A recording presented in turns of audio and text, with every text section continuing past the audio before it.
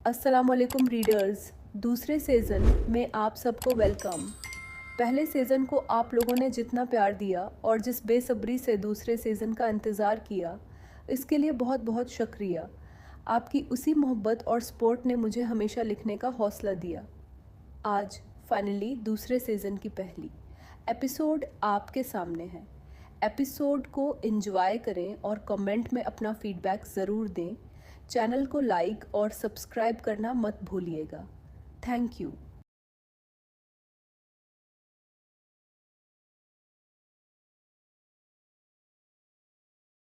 सड़क पर हुआ का आलम था। दोनों अतराफ फैले घने पुरासरार जंगलात रात के इस पहर किसी आसीब का मंजर पेश कर रहे थे। दरख्तों की सिरसराहट और जंगली जानवरों की भयानक आवाज़ें खामोशी को चीर रही थीं। यकबस्ता ठंडी हड्डियों को जमा देने वाली तेज़ हवाएं चल रही थीं, लेकिन इन सब से बेनियाज दो वजूद इस सुनसान सड़क पर चांद की मध्यम रोशनी में दीवानावार भाग रहे थे। दूर दूर तक उनके अलावा किसी दूसरे जानदार का नाम और निशान तक न था। वो मुसलसल भाग रहे थे, जैसे मौत उनके ताक़ुब में हो। सांसें उखड़ रही थीं और पैर जवाब दे रहे थे। अचानक उनमें से एक वजूद के कदम वहीं जम गए। शमसा, खुदा के लिए रुको मत, भागो, वरना सरदार बेगम के आदमी हमें पकड़ लेंगे। अलियास ने पीछे मुड़कर देखा और हानिपते हुए लर्जती आवाज़ में चलाया। शमसा सड़क के ऐन वसत में घुटनों पर हाथ रखे बरी तरह हानप रही थी। उसने बेबसी से सिर नफ़ी में हिलाया। उसकी हिम्मत जवाब दे चुकी थी। नहीं नहीं अलियास, अब मुझ में एक कदम भी उठाने की सकत नहीं है। मुझसे अब नहीं भागा जाएगा। शमसा हानपती कांपती आवाज़ में रोते हुए बोली थी। उसकी आवाज़ आंसुओं में डूब गई थी। हमें भागना होगा शमसा, अगर वो यहाँ पहुँच गए तो हमें ज़िंदा नहीं छोड़ेंगे। अलियास का लहजा खौफ और सर्दी की शिद्दत से कांप रहा था। दोनों के जिस्म पर कोई गर्म लिबास नहीं था, जिसकी वजह से वो यकबस्ता ठंडी हुआ अब उनकी हड्डियों में उतर रही थी। भागते हुए जो जिस्म में थोड़ी बहुत गर्माइश बाकी थी, रुकते ही वो भी ख़त्म हो गई और वो शदीद सर्दी की जद में आ गए। अभी शमसा मज़ीद कुछ कहती कि अचानक दूर से गाड़ियों के टायरों की चंगाड़ और लोगों की गसीली आवाज़ें फ़ज़ा में गूंजें। दोनों के दिल जैसे हल्क में आ गए। खौफ के एक झटके ने उन्हें दोबारा जोड़ा। उन्होंने एक दूसरे का हाथ मजबूती से थामा और उन्होंने अंधाधुंध दोबारा भागना शुरू कर दिया। लेकिन अब बहुत देर हो चुकी थी। उनका ये भागना लाहासिल ठहरा, क्योंकि सरदार बेगम के कारण दे उनका रास्ता घेर चुके थे। पकड़ो, इन दोनों को जाने न पाएं। गाड़ी का दरवाज़ा झटके से खुला और एक शख्स बिफरे हुए लहजे में चलाता हुआ बाहर निकला। वो 5 से 7 मर्द थे। हैरत की बात ये थी कि वो देखने में कोई रवायती गुंडे या बदमाश नहीं लगते थे, बल्कि किसी माज़िज़ गांव के शरीफ और आम लोग मालूम होते थे। यहाँ तक कि उनके हाथों में कोई ज़ाहिरी असलहा भी न था, मगर उनके चेहरों की सख्ती किसी जुलात से कम न थी। ना नहीं, खास आएँ, खुदा के लिए हमें छोड़ दें, हमें जाने दें। अलियास ने गड़गड़ाते हुए आखिरी बार एहतजाज करना चाहा था। शमसा ने उन आदमियों को देखते ही झटके से अपनी चादर से चेहरा ढांप लिया था और अब वो सिर झुकाए साकत खड़ी थी। उसकी आंखों से बहते हुए गर्म आंसू इस यकबस्ता रात में उसकी बेबसी का मातम कर रहे थे। तुमने सरदार बेगम के उसूलों की धज्जियाँ उड़ाई हैं अलियास खां। अब तुम्हारी किस्मत का फ़ैसला सिर्फ़ और सिर्फ सरदार बेगम साहबा ही करेंगी। उनमें से एक शख्स मखसूस पश्तू लहजे में सर्द और सफाक आवाज़ में बोला। वो उनके किसी एहतजाज, किसी अल्तजा को खातिर में लाए बगैर उन दोनों को ज़बरदस्ती बाजुओं से दबूच कर गाड़ी में बैठा चुके थे। हवेली के बैरूनी हिस्से में बनी वो एक वसिया व अरीज़ बैठक थी, जहाँ इलाके के तमाम अहम और बड़े फ़ैसले किए जाते थे। बैठक के बीचों बीच लकड़ियों का इलाव पूरी शिद्दत से दहक रहा था, जिसकी गर्माइश सर्दी के इस तूफान को अंदर आने से रोक रही थी। फर्श पर बिछे रवायती और कीमती सरख कालीन और दीवारों के साथ रखे गांव तकिए इस जगह के वक़ार की गवाही दे रहे थे। इलियास और शमसा को अंदर लाया गया। कारंदों ने उन्हें कोई धक्का नहीं दिया और ना ही ज़मीन पर फेंका, मगर उन दोनों के चेहरों पर छाई दहशत बताने के लिए काफ़ी थी कि वो अंदर से कितने खौफजदा हैं। दोनों को इलाव से कुछ फासले पर खड़ा कर दिया गया। सर्दी और डर के बास उनके वजूद अभी तक थर थर कांप रहे थे। अचानक बैठक का भारी लकड़ी का दरवाज़ा खुला। दरवाजे की चिड़चिड़ाहट के साथ ही अंदर मौजूद तमाम आदमियों ने एहतरामन अपने सिर झुका लिए और पीछे हटकर रास्ता दे दिया। वो ज़ुरका खां थी, सरदारनी ज़ुरका खां। उसके चेहरे पर बुला की संजीदगी और चाल में एक शाहाना वक़ार था। उसने गहरे भूरे रंग की एक भारी गर्म चादर ओढ़ रखी थी, जिसने उसकी बावकार और प्रकशिश शख्सियत को मज़ीद निखार दिया था। ज़ुरका की आंखों में एक ऐसा रोब था जो सामने वाले को नज़रें झुकाने पर मजबूर कर देता, मगर उन आंखों में कोई दरिंदगी या तकबर नहीं था। वो अपने बीमार वालिद सरदार जबरान खां की तरह नरम दिल और हक का साथ देने वाली लड़की थी। वो चलती हुई अपनी मखसूस नशिस्त तक आई, लेकिन बैठने से पहले उसकी नज़र शमसा पर पड़ी, जो सर्दी से बरी तरह ठिठुर रही थी और उसके होंठ नीले पड़ चुके थे। ज़ुरका की पेशानी पर हल्की सी शुक्न उभरी। इन्हें इलाव के करीब बैठाओ। ज़ुरका की पुरकार आवाज़ बैठक की खामोशी में गूंजी। उसका लहजा धीमा मगर तहकुम से भरा था। कारंदों ने फ़ौरन हुक्म की तामील की और इलियास और शमसा को आग के बिल्कुल करीब बैठा दिया गया। एक कारंदे ने शमसा की तरफ एक गर्म शाल भी बढ़ा दी, जिसे ज़ुरका की नज़रों का इशारा मिला था। गरमाइश मिलते ही शमसा की सुस्की निकल गई और उसने शुक्रगुजारी से एक नज़र उस सरदारनी को देखा, जिसके जुल्म के किस्से शायद उसने गलत सुन रखे थे। ज़ुरका ने पुरएतमाद अंदाज में अपनी नशिस्त संभाली और अपनी गहरी नज़रों का मरकज़ इलियास को बनाया। सरदार जबरान खां की इस बैठक में फ़ैसले जुल्म की बुनियाद पर नहीं, इंसाफ की तराजू पर तौले जाते हैं। इलियास, ज़ुरका ने ठहरे हुए और पुरस्कून लहजे में बात का आगाज़ किया। मैं जानती हूँ तुम दोनों ने गांव के उसूल तोड़े हैं, मगर तुम्हें अपनी सफाई पेश करने का पूरा हक हासिल है। मुझे बताओ, रात के इस पहर मौत के मना में यूं भागने की क्या नौबत आ गई थी? ऐसा क्या खौफ था जिसने तुम्हें मेरे इंसाफ पर भरोसा करने से रोक दिया?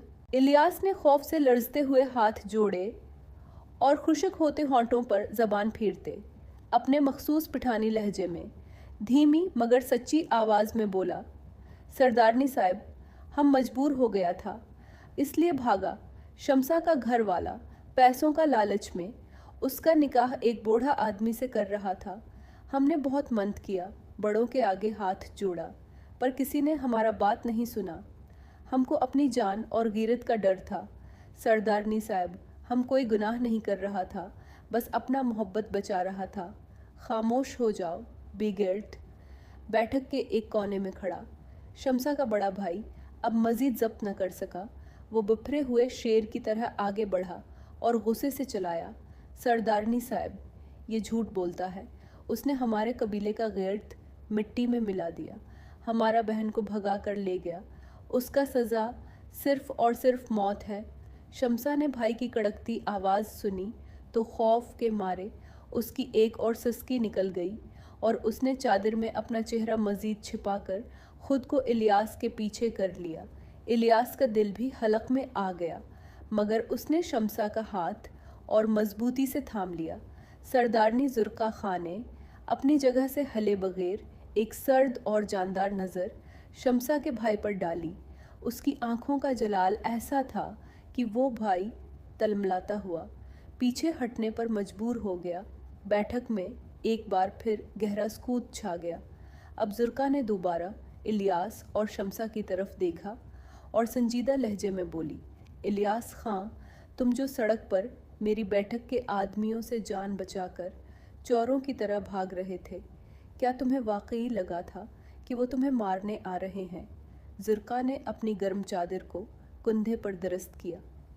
रात के पहले पहर जब शमसा के ये भाई बंदूकें उठाकर मेरी हवेली आए और मुझसे तुम्हारे खून की इजाज़त मांगी, तो मैंने अपने ख़ास कारंदों को उसी वक्त तुम्हारे पीछे दौड़ाया था।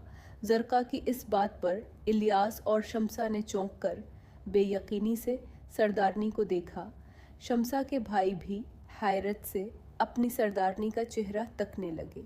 ज़ुरका ने अपनी बात जारी रखते हुए कहा, मैंने अपने आदमी तुम्हें कैद करने के लिए नहीं भेजे थे, बल्कि उनके गुस्से और उनकी बंदूकों से पहले तुम दोनों तक पहुंचने के लिए भेजे थे, क्योंकि ज़ुरका खां के जीते जी इस कबीले में गैरत के नाम पर किसी बेटी का खून नहीं हो सकता। अगर तुम दोनों का कसूर सिर्फ ये है कि तुमने हलाल तरीके से रिश्ता जोड़ना चाहा, तो ये बैठक तुम्हें तहफ़्फ़ुज़ देगी। शमसा के भाई ने दोबारा एहतिजाजन आगे बढ़ना चाहा, पर सरदारनी सेब, हमारा गिर्द। खामोश गिर्द। ज़ुरका की आवाज़ अब मज़ीद कड़कदार और हतमी हो गई, जिसने भाई की बात बीच में ही काट दी। मौलवी साहब को बुलाया जाए, इन दोनों का निकाह उसी बैठक में उसी वक्त पढ़ाया जाएगा। और याद रहे, ये फ़ैसला सरदारनी ज़ुर्का खां का है। शमसा अब इस बैठक की पनाह में है और जो भी इस फ़ैसले के ख़िलाफ़ जाएगा उसका सामना सीधा मुझसे होगा। शमसा ने रोते हुए बेयकीनी से सर उठाकर उस दलेर सरदारनी को देखा, जिसने एक ही पल में उनके भाइयों के सामने उनकी डूबती हुई ज़िंदगी को ताहियात, इज़्ज़त और तहफ़्फ़ुज़ बख्श दिया था। फिर थोड़ी ही देर में मौलवी साहब आ चुके थे। बैठक में एक अजीब सा सहर अंगेज़ सुकूत था, जहां अब खौफ की जगह एक मक़दस बंधन की तैयारी हो रही थी। ज़ुर्का खां के एक ही हुक्म पर शमसा के भाइयों को ना चाहते हुए भी आगे बढ़ना पड़ा था। वो भाई जो कुछ देर पहले खून बहाने के लिए बंदूकें ताने खड़े थे, अब सरदारनी के रोब और खौफ के आगे बेबस अपनी ही बहन की सरपरस्ती करने पर मजबूर हो गए थे। और यूं शमसा के घर वालों की सरपरस्ती में ही शमसा और इलियास का निकाह पढ़ा दिया गया था। जैसे ही मौलवी साहब ने निकाह मुबारक कहा, इलियास के चेहरे पर एक ताहियात सुकून उतर आया। शमसा की आंखों से बहने वाले आंसू अब खौफ के नहीं, बल्कि एक नई ज़िंदगी की शुरुआत और तहफ़्फ़ुज़ के थे। निकाह के बाद शमसा आहिस्ता से अपनी जगह से उठी। उसने अपने सर पर मौजूद शाल को मजबूती से थामा और कांपते हुए कदमों से चलती हुई सरदारनी ज़ुर्का खां की नशिस्त के करीब आई। उसकी आंखें शुक्रगुजारी के जज्बे से लबरेज थीं। उसने रोते हुए अपने मखसूस पठानी लहजे में कहा, सरदारनी साहब, हमने आपके बारे में बहुत गलत सुना था जी। लोग कहता था आप बहुत संगदिल और जालिम हैं, पर आप तो हमको मरने से बचा लिया, हमको नई ज़िंदगी और इज़्ज़त दे दिया जी। ज़ुर्का के चेहरे पर एक धीमी और इंतहाई शफ़क़त भरी मुस्कुराहट अभरी और मुस्कुराते हुए जवाब दिया, लोग अक्सर ताकत को जुल्म समझ बैठते हैं शमसा, लेकिन सच्ची ताकत वो नहीं जो किसी की जान ले ले, बल्कि वो है जो किसी मज़लूम को उसका हक़ दिला दे। अब तुम दोनों एक दूसरे का मान हो और इस कबीले की पनाह में हो। ज़ुर्का ने प्यार से शमसा के गाल पर हाथ फेरा और उसे दुआ दी और फिर इलियास की तरफ देखकर कहा, तुम दोनों अब शहर जा सकते हो। तुम्हारी हिफाजत की जिम्मेदारी मेरे कारंदों की है जब तक तुम महफूज मकाम पर न पहुंच जाओ। शमसा और इलियास ने झुककर सरदारनी का शुक्रिया अदा किया और कारंदों के साथ बैठक से बाहर निकल गए। शमसा के भाई भी सर झुकाए बगैर कुछ बोले वहाँ से रवाना हो गए, क्योंकि वो जानते थे कि अब ज़ुर्का खां के फ़ैसले के आगे खड़ा होना अपनी मौत को दावत देना था। ज़ुर्का भी मुस्कुराती हुई बैठक से बाहर निकल गई। वो आज फिर इंसाफ करने में कामयाब ठहरी थी। सरदार बाबा को बताना तो बनता था। वो मुस्कुराती हुई अपनी जीप में बैठी और अपनी हवेली की तरफ रवाना हो गई। हाम वो चलाते हुए उठ बैठी थी। सुनीना की आवाज़ सुनकर रोहाम भी हड़बड़ाकर जाग गया था।